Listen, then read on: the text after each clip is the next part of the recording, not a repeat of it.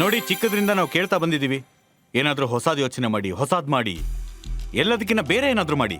ಮತ್ತು ಆ ರೀತಿ ಏನಾದರೂ ಮಾಡಕ್ಕೆ ಹೊರಟಾಗ ಅದೇ ಜನ ಹೇಳ್ತಾರೆ, ಇಷ್ಟೊಂದು ದೊಡ್ಡ ಕನ್ಸು ಕಾಣ್ಬೇಡ, ಹಾರಾಡಬೇಡ ಅಂತ. ಸೇಫ್ಟಿ ನೋಡ್ಕೋ, ಸ್ಯಾಟಿಸ್ಫ್ಯಾಕ್ಷನ್ ನೋಡ್ಕೋ, ಚಿಕ್ಕದ್ರಲ್ಲೇ ಖುಷಿಯಾಗಿರೋ. ಆದರೆ ಇವ್ರಿಗೆ ಹೇಳೋರು ಯಾರು, ಈ ಚಿಕ್ಕ ಒಂದು ಐಡಿಯಾ ನಾಳೆ ದೊಡ್ಡ ಬದಲಾವಣೆ ಆಗ್ಬೋದು ಅಂತ. ಮತ್ತು ಇವತ್ತಿನ ಜನರೇಷನ್ ಈ ಸೇಫ್ಟಿ ಮತ್ತು ಸ್ಯಾಟಿಸ್ಫ್ಯಾಕ್ಷನ್ ನೋಡ್ತಾ ಇಲ್ಲ. ಅವರು ಅವರ ಆಂಬಿಷನ್ ಹಿಂದೆ ಓಡ್ತಾ ಇದ್ದಾರೆ. ಅವರ ಹೊಸ ಐಡಿಯಾಗಳಿಂದ ಹೊಸ ಹಿಂದೂಸ್ತಾನದ ದಾರಿನ ಮಾಡ್ತಾ ಇದ್ದಾರೆ. ಮತ್ತಿದೆಲ್ಲ ಪ್ರಾರಂಭ ಆಗೋದೆಲ್ಲಿ? ಇಲ್ಲಿ, ಭಾರತದ ಸ್ವಂತ ಸ್ಟಾರ್ಟ್ಅಪ್ ವೇದಿಕೆ ಮೇಲೆ. ಐಡಿಯಾ ಬಾಸ್, ಐಡಿಯಾ ನಿಮ್ದು, ದುಡ್ಡು ನಮ್ದು.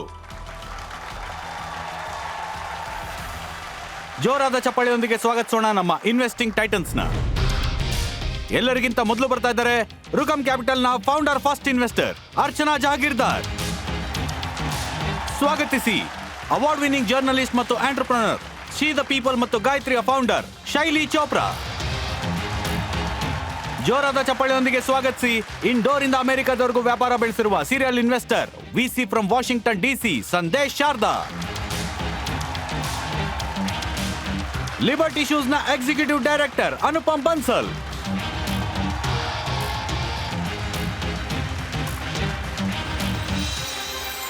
ನೀವು ಯಾವತ್ತಾದ್ರೂ ಯೋಚನೆ ಮಾಡಿದ್ದೀರಾ, ನಾವು ಇಷ್ಟೊಂದು ಕಷ್ಟ ಯಾಕೆ ಪಡ್ತೀವಿ ಅಂತ? ಎಲ್ಲರೂ ಅವ್ರವ್ರ ಕೆಲಸದಲ್ಲಿ, ಕೆಲವರು ಕೆಲಸ ಮಾಡ್ತಿದ್ದಾರೆ, ಕೆಲವರು ಬಿಸ್ನೆಸ್ ಮಾಡ್ತಿದ್ದಾರೆ, ಕೆಲವರು ಕೃಷಿ ಮಾಡ್ತಾ ಇದ್ದಾರೆ, ಎರಡೊತ್ತಿನ ಊಟಕ್ಕೋಸ್ಕರ. ಮತ್ತು ಇಷ್ಟೆಲ್ಲ ಕಷ್ಟಪಟ್ಟ ಮೇಲೆ ನಿಮಗೆ ಇಷ್ಟವಾದ ಊಟ ಸಿಗ್ಲಿಲ್ಲ ಅಂತಂದ್ರೆ ಅದ್ರ ಉಪಯೋಗ ಆದ್ರೂ ಏನು? ಇಷ್ಟೆಲ್ಲ ಮಾಡಿದ್ ಯಾಕೆ ಅಂತ ಅನ್ಸಲ್ವಾ?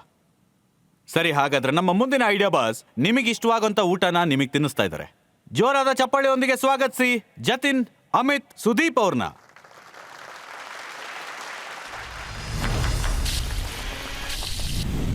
ಕಿಚನ್ ಅನ್ನೋದು ಯಾವ ತರ ಫ್ಯಾಮಿಲಿ ಡ್ರಾಮಾ ಅಂದ್ರೆ ಇಲ್ಲಿ ಪ್ರತಿದಿನ ಒಂದು ಹೊಸ ಡಿಸಾಸ್ಟರ್.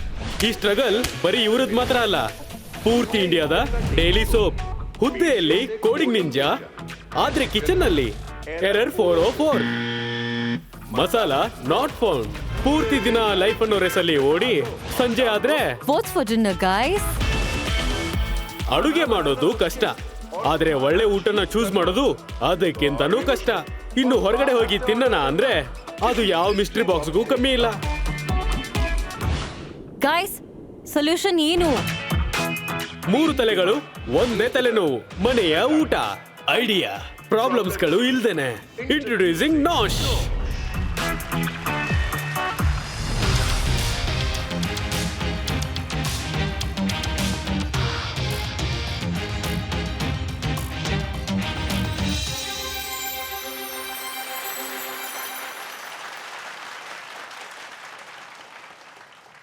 ಟೈಟನ್ಸ್, ನಿಮಗೋಸ್ಕರ ತಗೊಂಡು ಬಂದಿದ್ದೀವಿ ಬರ್ಮಿಸ್ ಕೋಸೋಯ್, ವೆಜ್ ಲಕ್ನೋಯಿ ಬಿರಿಯಾನಿ ಮತ್ತೆ ರಬಡಿ.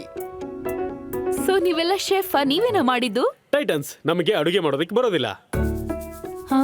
ಆದ್ರೆ ಯಾವ ಸೂಪರ್ ಶೆಫ್ ಈ ಅಡುಗೆಗಳನ್ನ ರೆಡಿ ಮಾಡಿದಾರೋ ನಾವು ಅವರನ್ನ ಜೊತೆ ಕರ್ಕೊಂಡು ಬಂದಿದ್ದೀವಿ. ನೀವು ಅವ್ರನ್ನ ಭೇಟಿ ಮಾಡ್ತೀರಾ? ಖಂಡಿತವಾಗ್ಲೂ. ಶೆಫ್ ಪ್ಲೀಸ್ ಮುಂದೆ ಬನ್ನಿ.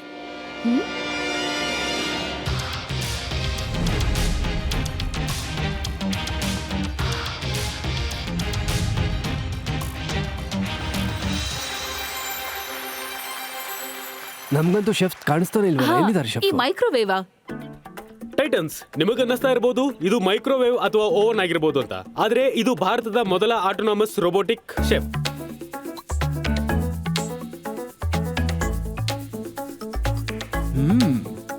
ಕ್ಯಾನ್ ಯು ಗೆಸ್ ಇದು ಎಷ್ಟು ಡಿಶ್ಗಳನ್ನ ರೆಡಿ ಮಾಡುತ್ತೆ ಅಂತ? 15? ಹೆಚ್ಚು ಕಮ್ಮಿ 100ಕ್ಕಿಂತ ಜಾಸ್ತಿ ಇಂಡಿಯನ್ ಮತ್ತೆ ಇಂಟರ್ನ್ಯಾಷನಲ್ ಫುಡ್ ನ ಮಾಡುತ್ತೆ. ಟೈಟನ್ಸ್, ನಿಮಗೆ ಇಂಟರ್ನ್ಯಾಷನಲ್ ಫುಡ್ ತಿನ್ಬೇಕು ಅಂದ್ರೆ ಪಾಸ್ತಾ, ಪೆಟುಚಿನಿ, ಹಸೋಯ್, ಮತ್ತೆ ಡೆಸರ್ಟ್ಸ್ ಅಲ್ಲಿ ಕಾಜಲ್ ಹಲ್ವಾ, ಮೂಂಗ್ ದಾಲ್ ಹಲ್ವಾ, ಕೀರು, ಪಾಯಸ. ಮತ್ತೆ ಮನೆ ಅಡ್ಗೆ ಅಂದ್ರೆ ಸಾಂಬಾರ್, ಸೋರೆಕಾಯಿ ಹುಳಿ, ಬೆಂಡೆಕಾಯಿ ಪಲ್ಯ, Punjabi curry, chicken biryani, butter chicken, mutton. ಹೇಳಿದ್ರೆ ಪಿಚ್ ಮುಗ್ದೋಗ್ಬಿಡುತ್ತೆ. ಮನೆ ಊಟ ಯಾವಾಗ್ಲೂ ಫಸ್ಟ್ ಪ್ರಿಫರೆನ್ಸ್ ಆಗಿರುತ್ತೆ, ಆದ್ರೆ ಮನೆಯಲ್ಲಿ ಅಡ್ಗೆ ಮಾಡೋದಕ್ಕೆ ಜನರ ಹತ್ರ ಟೈಮ್ ಎಲ್ಲಿದೆ? ಅದಕ್ಕೆ ಜನ ಹೌಸ್ ಹೆಲ್ಪ್ನ ಸಹಾಯ ತಗೋತಾರೆ, ಇಲ್ಲಾಂದ್ರೆ ಟಿಫಿನ್ ಸೆಂಟರ್ ಹಾಕ್ಬಿಡ್ತಾರೆ. ಅದರಿಂದ ಒಂದು ಹೊಸ ಚಾಲೆಂಜ್ ಬಂದ್ಬಿಡತ್ತೆ, ವೆರೈಟಿ ಚಾಲೆಂಜ್. ಅಂದ್ರೆ ನಿಮಗೆ ಮನೆ ಊಟ ತಿನ್ಬೇಕು ಅಂದ್ರೆ ವೆರೈಟಿ ಸಿಗಲ್ಲ, ವೆರೈಟಿ ಬೇಕು ಅಂದ್ರೆ ಮನೆ ಊಟ ಸಿಗಲ್ಲ. ಇದೇ ತೊಂದರೆನ ಟ್ಯಾಕಲ್ ಮಾಡೋದಕ್ಕೆ ನಾಶ್ ರೆಡಿ ಮಾಡಿದ್ವಿ. ಯಾಕಂದ್ರೆ ನಿಮ್ ಕಿಚನ್ ಅಲ್ಲಿ ಯಾರಾದ್ರೂ ಒಬ್ರು ಇರ್ಬೇಕಲ್ವಾ? ನಿಮ್ಮ ಒಂದು ಕ್ಲಿಕ್ ಇಂದ ನಿಮ್ಗೆ ಇಷ್ಟ ಆಗೋ ಊಟನ ರೆಡಿ ಮಾಡ್ಕೊಡೋದಕ್ಕೆ. ಇದು ನಿಮಗೆ ನಿಮ್ಮ ಟೇಸ್ಟ್ಗೆ ತಕ್ಕಂತೆ ರೆಸಿಪಿನ ಚೇಂಜ್ ಮಾಡೋ ಅವಕಾಶ ಕೊಡುತ್ತೆ. ನಿಮ್ಗೆ ಅವಕಾಶ ಕೊಡಕ್ಕೆ ನಿಮ್ಮ precious time kitchen Nalla but ನಿಮ್ಮ ಮನೆಯವ್ರ ಜೊತೆ ಟೈಮ್ ಸ್ಪೆಂಡ್ ಮಾಡೋದಕ್ಕೆ. ಮತ್ತೆ ನಾಶ್ ನ ಪ್ರತಿ ಮನೆಯ ಭಾಗವಾಗಿ ಮಾಡೋದಕ್ಕೆ ನಮ್ಮ ask 2 CR on convertible note. ಹಾಗಾದ್ರೆ ಹೇಳಿ ಟೈಟನ್ಸ್, ನೀವು ನಮ್ಮ ಸೂಪರ್ ಶೆಫ್ ನಾಶ್ ಜೊತೆ ಕೈ ಜೋಡಿಸ್ತೀರಾ?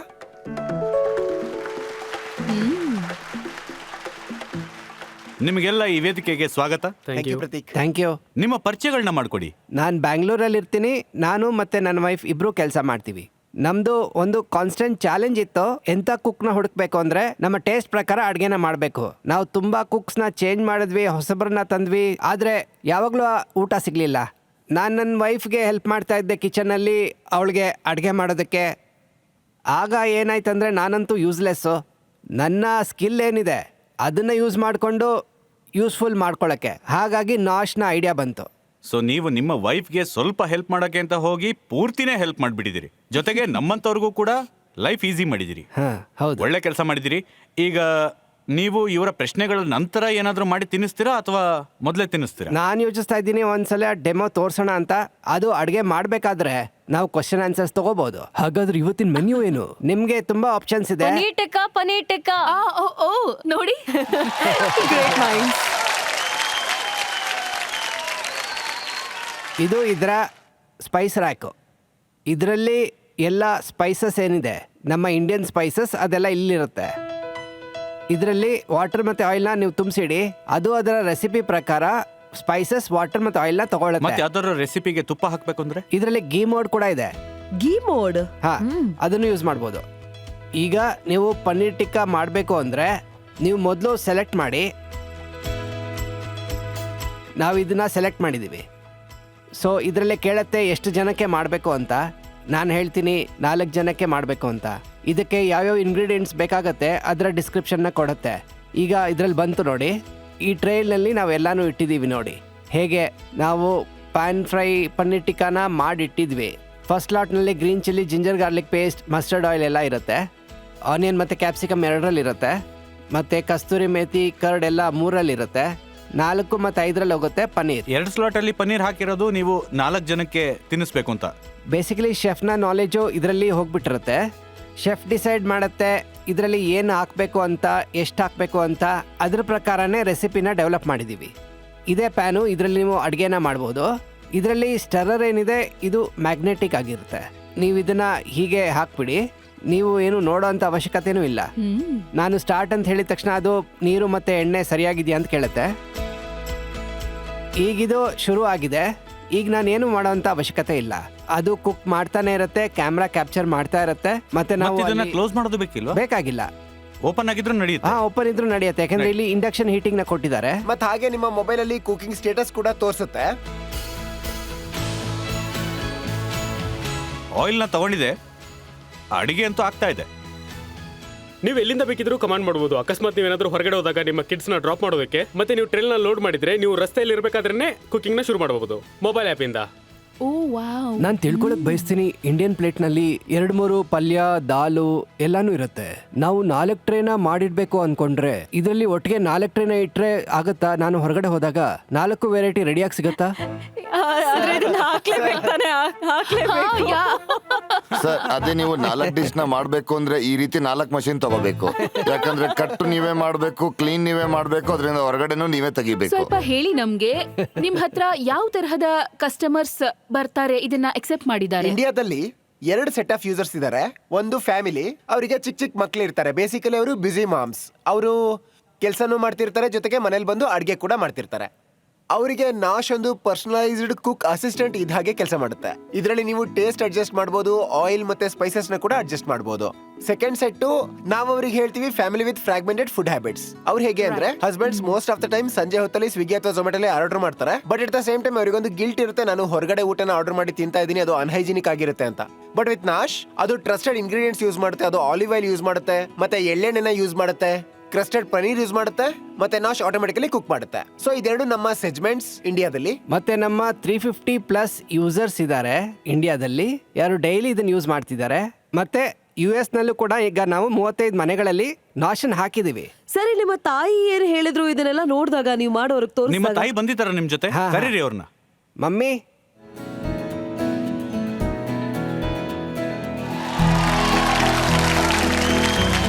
ಹಾ ಬನ್ನಿ ಬನ್ನಿ. ಜತಿನ್ ಅವರು ಈ ಐಡಿಯಾ ಬಗ್ಗೆ ನಿಮಗೆ ಹೇಳಿದಾಗ ನಿಮಗೇನು ಅನ್ನಿಸ್ತು? ನೀವೇನು ಹೇಳಿದ್ರಿ? ನನಗೇನು ಗೊತ್ತಿಲ್ಲ, ಅದ್ರ ಬಗ್ಗೆ ನನಗೇನು ಹೇಳಲ್ಲ. ಬರೀ ಹೊರಗೆ ಊಟ ಮಾಡ್ತಾರೆ ಅಷ್ಟೇ. ನಾನ್ ಬರೀ ಹೆಸರಿಗೆ ಮಾತ್ರ ಅಷ್ಟೇ.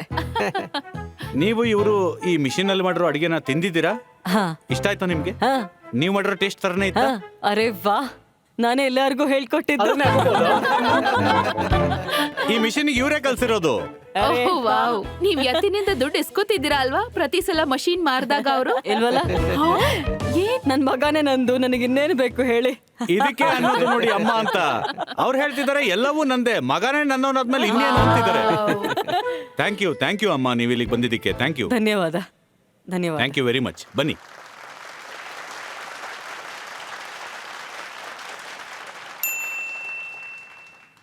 ಈಗ ಇದು ಆಗಿದೆ. ಈಗ ನಾನು ಇದನ್ನ ತಗೊಂಡ್ ಬರ್ತೀನಿ. ಇದನ್ನ ತಿಂತ ಮಾತಾಡೋಣ. Tasting is believing.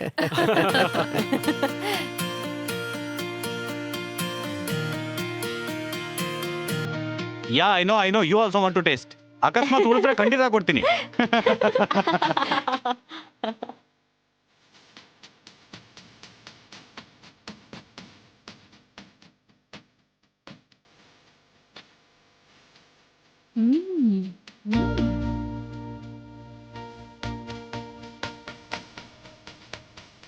ನೀವು ಮಾಡಿರೋ ಈ ಪನ್ನೀರ್ ತುಂಬಾ ಚೆನ್ನಾಗಿದೆ.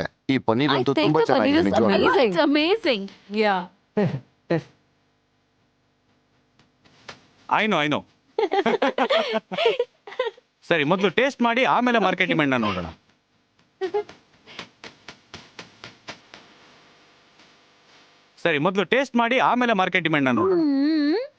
ಸರ್, ನೀವಿಲ್ಲಿ 4 ಐಟಮ್ಸ್ ನ ಮಾಡಿದೀರಾ. ನಾವಿದನ್ನ ನಿಮ್ಮ ಮಷೀನಲ್ಲಿ ಮಾಡ್ಬೇಕಾದ್ರೆ ಎಷ್ಟು ಟೈಮ್ ಹಿಡಿಯುತ್ತೆ? ರಬಡಿಗೆ ನಮ್ಗೆ 1 ಗಂಟೆ ಬೇಕಾಗತ್ತೆ. ಹಾಲನ್ನ ನಿಧಾನಕ್ಕೆ ನಾವು ಅದನ್ನ ಹೌದು, ಖಂಡಿತ. ಬಿರಿಯಾನಿಗೆ ಹತ್ತತ್ರ 40 ಮಿನಿಟ್ಸ್ ಆಗುತ್ತೆ.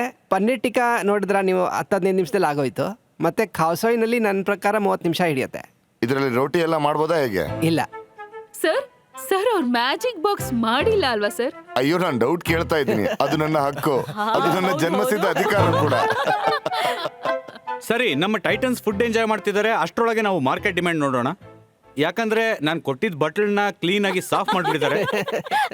ವೋಟಿಂಗ್ ಮೀಟರ್ಸ್ ನಿಮ್ಮ ಕೈಯಲ್ಲಿದೆ. ಎಸ್ ಅಥವಾ ನೋ ಬಟನ್ ಒತ್ತೋದ್ರ ಮೂಲಕ ಹೇಳಿ ಈ ಪ್ರಾಡಕ್ಟ್ನ ಡಿಮ್ಯಾಂಡ್ ಎಷ್ಟಿದೆ ಅಂತ. ನಿಮ್ಮ ಸಮಯ ಶುರುವಾಗುತ್ತೆ ಈಗ.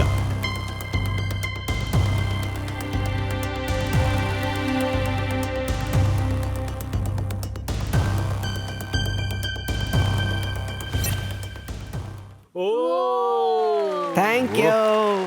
96%.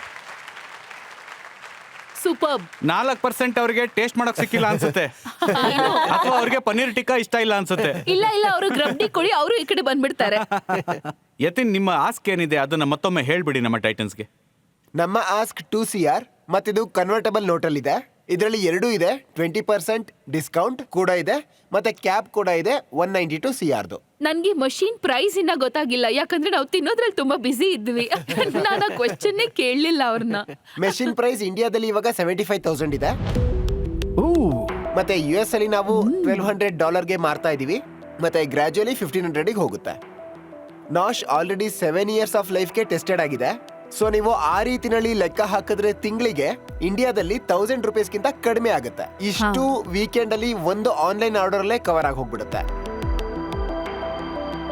ಸೊ ಅಟ್ ಎ ಟೈಮ್ ನಿಮ್ ಫ್ಯಾಕ್ಟ್ರಿಲಿ ಎಷ್ಟು ಪ್ರಾಡಕ್ಟ್ಸ್ ತಯಾರಾಗುತ್ತೆ? ನಮ್ಮ ಫ್ಯಾಕ್ಟ್ರಿ ಏನಿದೆ ಅದು ಕಾಂಟ್ರಾಕ್ಟ್ ಮ್ಯಾನುಫ್ಯಾಕ್ಚರ್ ಕಡೆಯಿಂದ ಇದೆ. ಈಗ ನಾವು ಏನ್ ಲೈನ್ ಹಾಕಿದೀವಿ ಅದು ಪ್ರತಿ ತಿಂಗಳು 900 ಯೂನಿಟ್ಸ್ ನ ಮಾಡುತ್ತೆ. Running 3 steps. ಈಗ ನಾವು 1 ಶಿಫ್ಟ್ ಮಾಡ್ತಿರೋದ್ರಿಂದ 300 ಯೂನಿಟ್ಸ್ ಮಾಡ್ತಾ ಇದೀವಿ ಪರ್ ಮಂತ್.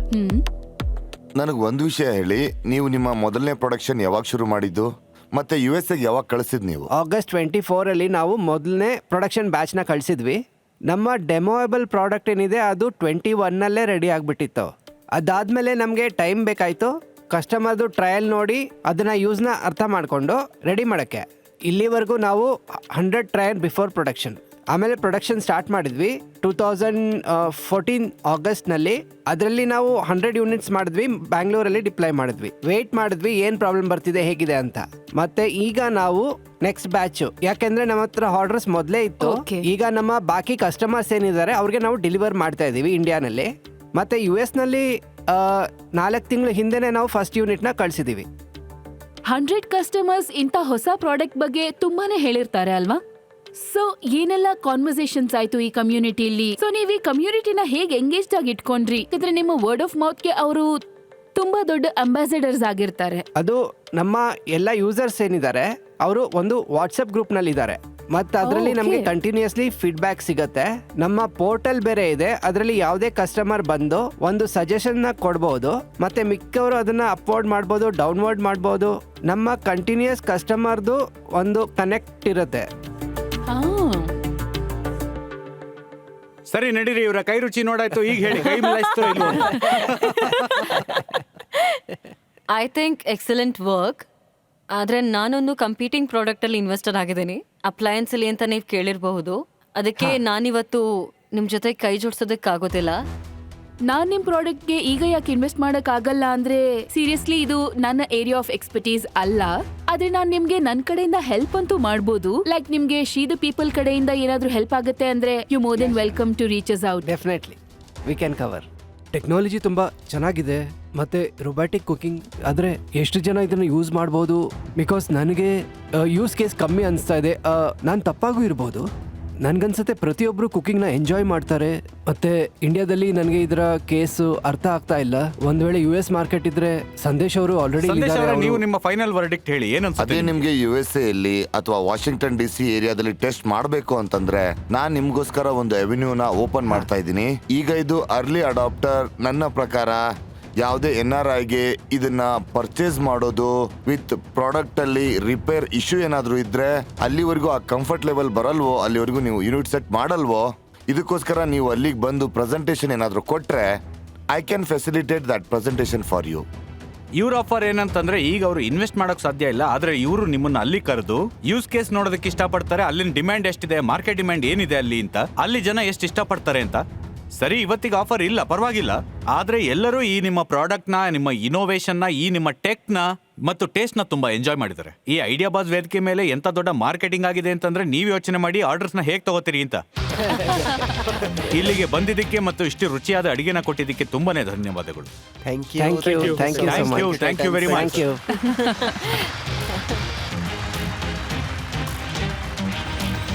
ಸರ್, ನನಗನ್ಸಿತ್ತು ಯಾರಾದ್ರೂ ಒಬ್ರು ಕೈ ಮಿಲಾಯಿಸ್ತೀರಾ ಅಂತ. ನನಗನ್ಸಿತ್ತು ಯಾರೋ ಒಬ್ರು ಬಜರ್ ಹೊಡಿತೀರಾ ಅಂತ. ಪ್ರತೀಕ್, ನಾನು ಏನು ಹೇಳಬೇಕು ಅಂತಿದ್ದೀನಿ ಅಂದರೆ, ಇವಾಗ ನಾವು ಎಕ್ಸೆಪ್ಟ್ ಮಾಡ್ಕೊಳ್ಳಿಲ್ಲ ಅಂತಂದರೆ ಈ ಕಂಪನಿ ದೊಡ್ಡದಾಗಿ ಬೆಳೆಯಲ್ಲ ಅಂತ ಅರ್ಥ ಅಲ್ಲ. ಒಂದು ವೇಳೆ ನನ್ನ ಕಾನ್ಫ್ಲಿಕ್ಟ್ ಆಗದೆ ಹೋಗಿದ್ರೆ, so Yes, I would have done it. Audience, ಈಗ ನಿಮ್ಮ ಅವಕಾಶ. ನಮ್ಮ ಟೈಟನ್ಸ್ಗೆ ನೀವೇನಾದರೂ ಕೇಳಬೇಕು ಅನ್ಕೊಂಡಿದ್ರೆ ನಿಮ್ಮ ಪ್ರಶ್ನೆಗಳನ್ನ ಕೇಳಬಹುದು. ಪ್ಲೀಸ್ ಕೇಳಿ. ನಾನು doctor Deepak Gawade, vice principal SST college of arts and commerce, Ulhasnagar. ನಾನು ಅನುಪಮ್ ಸರ್ನ ಪ್ರಶ್ನೆ ಕೇಳ್ತೀನಿ. ನಮ್ಮ ಸ್ಟೂಡೆಂಟ್ಗಳಿಗೆ ಆಂಟ್ರಪ್ರಿನರ್ಶಿಪ್ಪಲ್ಲಿ ಏನು ಇಂಟ್ರೆಸ್ಟ್ ಇದೆಯೋ ಅದನ್ನು ಡೆವಲಪ್ ಮಾಡೋ ಅವಶ್ಯಕತೆ ಯಾಕಿದೆ ಆ್ಯಂಡ್ ಅದನ್ನು ಹೇಗೆ ಡೆವಲಪ್ ಮಾಡಬೇಕು? ಆಂಟ್ರಪ್ರಿನರ್ಶಿಪ್ ದೇಶದ ಅಭಿವೃದ್ಧಿಗೆ ತುಂಬ ಇಂಪಾರ್ಟೆಂಟ್ ಆಗಿರುತ್ತೆ. ನೀವು ಸ್ಟೂಡೆಂಟ್ಸ್ಗೆ ಇದನ್ನು ಟ್ರೈನ್ ಮಾಡಬೇಕಾಗತ್ತೆ, ಆಂಟ್ರಪ್ರಿನರ್ಶಿಪ್ ಮೇಲೆ ಫೋಕಸ್ ಮಾಡಿ ಅಂತ. ಮತ್ತು 2-3 ವರ್ಷ ಯಾವುದಾದ್ರೂ ಆಂಟ್ರಪ್ರಿನರ್ ಜೊತೆ ಕೆಲಸ ಮಾಡಲಿ. ಮತ್ತೆ ಒಂದು ರಿಲೆವೆಂಟ್ ಎಕ್ಸ್ಪೀರಿಯನ್ಸ್, ಒಂದು ಬಿಸ್ನೆಸ್ ಐಡಿಯಾನ ಕಮರ್ಷಿಯಲೈಸ್ ಮಾಡೋದ್ರ ಮೇಲೆ ಟೈಮ್ ಹಾಕಬೇಕಾಗತ್ತೆ. ಮತ್ತು ಅದರಿಂದ ತುಂಬ ಲರ್ನಿಂಗ್ ಬರುತ್ತೆ, ಮತ್ತೆ ತುಂಬ ಮೆಂಟರ್ಶಿಪ್ಪು ಸಿಗುತ್ತೆ, ಮತ್ತೆ ನಿಮಗೆ ಒಂದು ಸಕ್ಸಸ್ಫುಲ್ ಐಡಿಯಾ ಮಾಡೋದಕ್ಕೆ ನಿಮಗೆ ಹೆಲ್ಪ್ ಮಾಡುತ್ತೆ. ಹಾಂ ಸರ್, ಥ್ಯಾಂಕ್ ಯು ಸರ್. ಆದರೆ ಇದು ಇಂಟರ್ನ್ಶಿಪ್ ಥರ ಆಯಿತು. ನಮ್ಮ ಕಾಲೇಜ್ ಕೂಡ ಆ ಪ್ಲಾಟ್ಫಾರ್ಮ್ನ ಸ್ಟೂಡೆಂಟ್ಸ್ಗಳಿಗೆ ಕೊಡುತ್ತೆ. ಅವರು ಆ್ಯಕ್ಚುಯಲ್ ಬಿಸ್ನೆಸ್ಗಳಿಗೆ ಹೋಗಿ ಅವರು ತಮ್ಮ ಐಡಿಯಾಗಳನ್ನು ಅಲ್ಲಿ ಕಲಿಬಹುದು. Thank you sir. Thank you sir. Thank you sir. ಮತ್ತು ನಾನು ಎಲ್ಲ ಸ್ಟೂಡೆಂಟ್ಸ್ಗೆ ಇನ್ವೈಟ್ ಮಾಡೋಕ್ಕೆ ಇಷ್ಟಪಡ್ತೀನಿ. ಅವರು ಫುಟ್ವೇರ್ ಫ್ಯಾಕ್ಟ್ರಿ ಒಳಗಡೆ ಯಾವಾಗಲಾದರೂ ಬಂದು ನಮ್ಮ ಜೊತೆ ಕೊಲಾಬ್ರೇಟ್ ಮಾಡೋಕ್ಕೆ ಇಷ್ಟಪಟ್ಟರೆ ಐಡಿಯಾ ವೇದಿಕೆಯಿಂದ ನಾನು ಎಲ್ರಿಗೂ ಇನ್ವಿಟೇಷನ್ ಕೊಡ್ತೀನಿ. Thank you very much sir.